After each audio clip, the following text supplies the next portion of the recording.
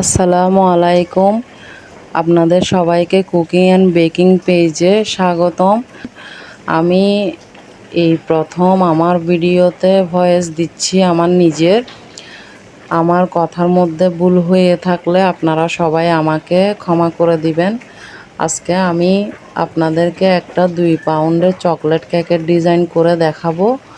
এটাতে আমি সবসময় কেকটা 2 লেয়ার করে কাটিং করি এবং সুগার সিরাপ দিই।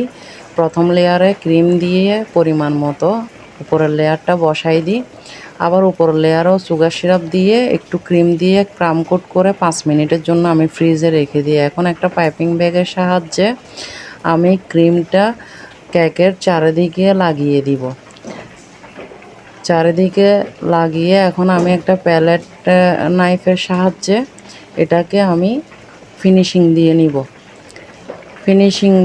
কেকের ফিনিশিংটা ডিপেন্ড করে কেকের সৌন্দর্যের উপর। এখানে দেখতেই পারতেছেন আমার যতক্ষণ কেকের ফিনিশিংটা সুন্দর আসতেছে না আমি ততক্ষণ ফিনিশিং করতেছি।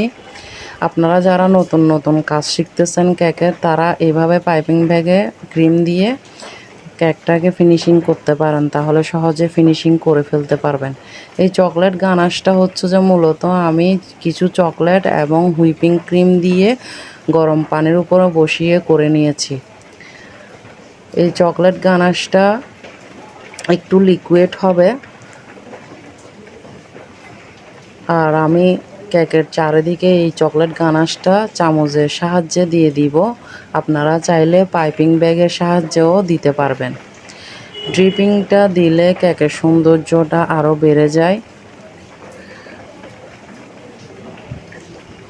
ড্রিপ করার পর আমি এখন একটা পাইপিং ব্যাগ দিয়ে আমি এটা হাতটাকে ঘুরিয়ে ঘুরিয়ে একটা ডিজাইন করে নিব। আপনারা ভিডিওতে দেখলেই বুঝতে পারবেন আমি কিভাবে কাজটা করতেছি।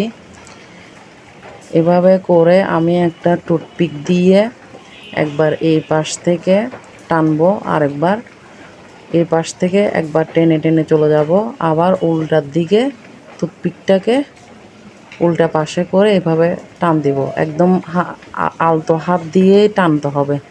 খুব সুন্দর একটা ডিজাইন হয়ে গেছে, দেখতেই পারতেছেন আপনারা। এখন আমি একটা 1M নোজেল দিয়ে একটা ফুল রেডি করতেছি। এটা জাস্ট একটু প্রেস করলেই ফুলগুলো রেডি হয়ে যাবে। এখন আমি কিছু চকলেট মেল্ট করে মোল্ড আছে চকলেটের, ওগুলাতে দিয়ে আমি চকলেট বানিয়ে এগুলা ফুলের উপরে দিয়ে দিচ্ছি যাতে সুন্দর দেখা যায়।